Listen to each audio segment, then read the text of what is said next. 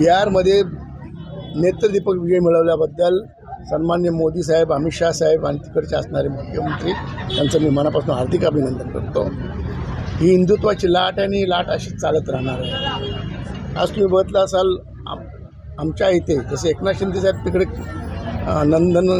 त्यांच्या बंगल्या नंदनवनला प्रवेश घेतात किंवा वर्षापूरला प्रवेश घेतात, तसे त्या साईडला आमच्याकडे पण रेग्युलर प्रवेश चालू आहे। मग कालसुद्धा आमचे प्रवेश झाले, त्याच्या आठ 4-5 दिवस अगोदरसुद्धा तो कार्यक्रम होता त्यामध्ये प्रवेश झाले। 25 नंबरमध्ये दिवाळी फेस्टिवलमध्ये प्रवेश झाले। असे सातत्याने दर 8-10 दिवसांनी आमच्याकडे प्रवेश चालू आहेत आणि याच्या पुढे तर आणखीन येतो झाकी आहे।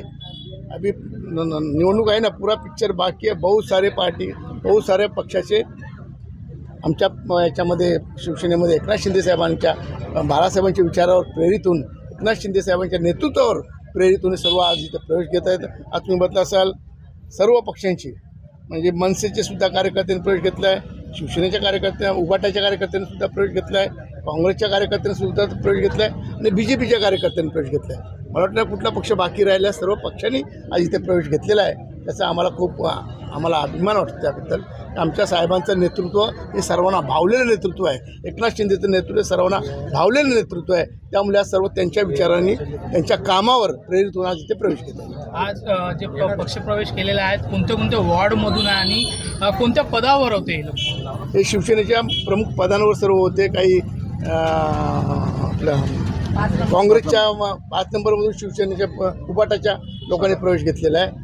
त्याच्यानंतर 27 नंबरच्या BJPच्या सर्वांनी प्रवेश घेतलेला आहे आणि 15 नंबर वार्ड बोरली काँग्रेसच्या लोकांनी प्रवेश घेतलेला आहे। सर्व पक्षांचा आमच्या पक्षाकडे ओढा लागलेला आहे, त्याबद्दल आम्हाला आनंद आहे। काय वाटतं आता बिहारच्या जे निवडणुकी झाल्या त्यामध्ये काँग्रेसचा पूर्ण सुपडा साफ झालेला आहे, मुंबईत याचा परिणाम कशा पद्धतीने दिसून येणार आहे? आमचे मुख्य नेते एकनाथजी शिंदे साहेब आहेत, त्यांचा मला माहिती असेल आमच्या पक्षामध्ये आत्ता कमीत कमी 100 काल आमची बैठक झाली, त्यामध्ये लक्षात आलं आमच्या 120 नगरसेवक आत्ता आमच्याकडे आहेत।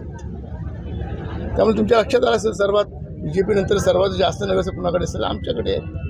त्यामुळे आमचा पक्ष 1 नंबरचा मुंबईमध्ये पक्ष आहे, हे बोलण्यात काही चुकीचं ठरणार नाही।